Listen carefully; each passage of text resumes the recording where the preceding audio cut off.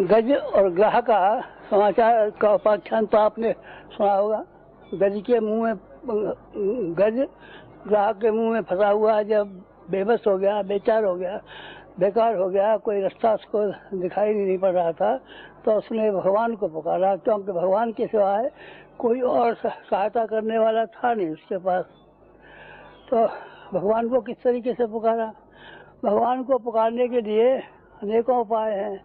कहीं कीर्तन किए जाते हैं, कहीं यज्ञ किए जाते हैं, कहीं अनुष्ठान किए जाते हैं, कहीं जप किए जाते हैं, कहीं होम किए जाते हैं, लेकिन बेचारा गज तो ये भी सब नहीं कर सकता था।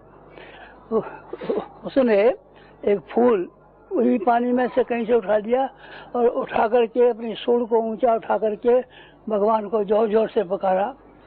भगवान ने उसकी भावना को समझा, हृदय को समझा, उसकी मुसीबत को समझा, उसकी कष्ट को समझा, अंतरात्मा को समझा, और भगवान दौड़ करके आए और अपने चक्र सुदर्शन से गज को मार डाला और उसको ग्राह को मार डाला और गज को छुड़ा दिया। ये कथा आपको मालूम है ना? ठीक यही कथा मनुष्य जाति के सामने इस समय भी उपस्थित हुई है। मनुष्य जाति को एक आप गज की तरीके से मान सकते हैं, जो फिलहाल अनेकों मुसीबतों में फंसा हुआ है।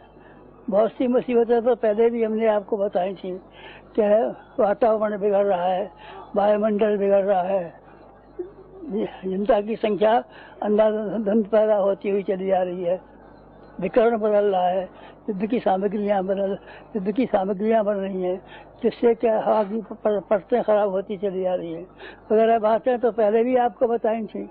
लेकिन इस साल, जिस साल के आप यहाँ सामने बैठे हुए हैं, इस साल की कुछ विशेष मुसीबतें हैं और उन विशेष मुसीबतों की ओर आपका ध्यान जाना चाहिए, आपको उसको अनुभव करना चाहिए।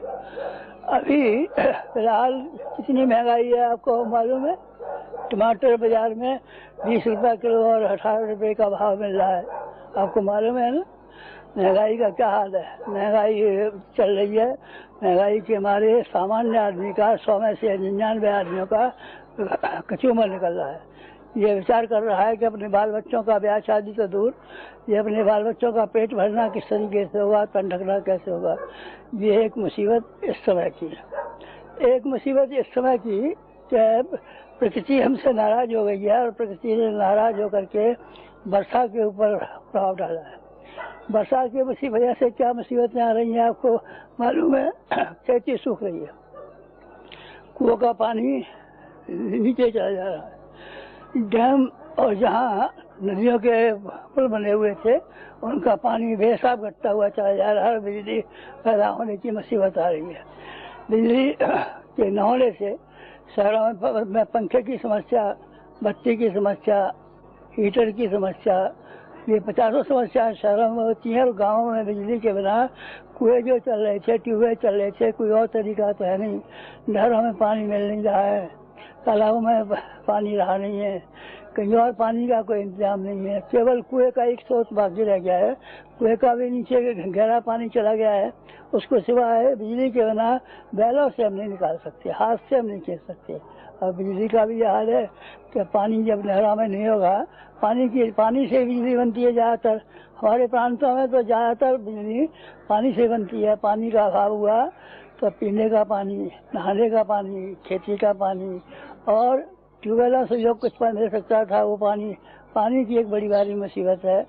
महंगाई एक, पानी की मुसीबत दो मुसीबतों के सिवाय एक और तीसरे नंबर की मुसीबत है जो कि आप लोगों के सामने है।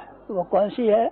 वो ये है कि पुराने ज़माने में तो जब अकाल पड़ते थे और खाने पीने की चीज़ों का अभाव होता था तो भीख मांगने लगते थे, कुछ और काम करने लगते थे। पर आज तो आप जानते हैं ना, चोरी ठाईगिरी और डकैतियों के अलावा नया खून में कोई तरीका ही नहीं मालूम है उसको एक ही सबसे सस्ता तरीका मालूम है कि चोरी ठाईगिरी की जाए, लूटपाट की जाए।